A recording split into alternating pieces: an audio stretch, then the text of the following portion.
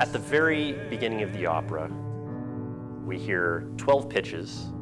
So this becomes sort of the genome of the piece. All of the material comes out of that 12-tone row. It's a technique that was really started by Arnold Schoenberg and a lot of the Second Viennese school composers. It led to music that's highly dissonant and very esoteric, and I think difficult for a lot of people to understand. But Britten takes this 12-tone system and makes it his own. You wouldn't know he was doing it. It was almost like an intellectual game for Ben, I think. He chose specific forces and then decided how he could make them sound fresh and unusual and contemporary to the day.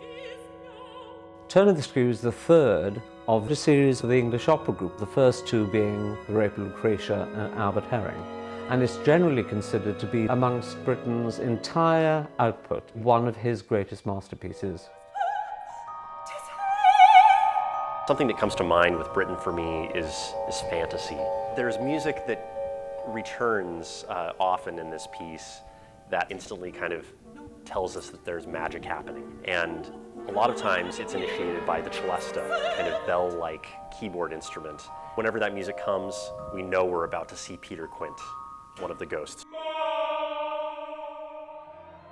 The opera is constructed in a series of scenes, like tableaus, so the narrative is interrupted by interludes.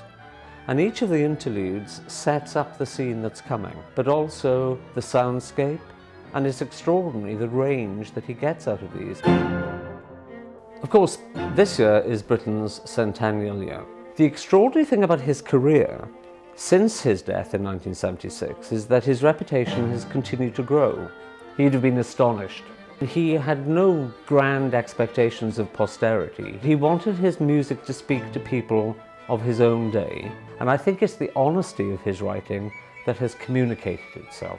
There's not a false note. It's what he meant, it's what he was trying to say, and it's genuine.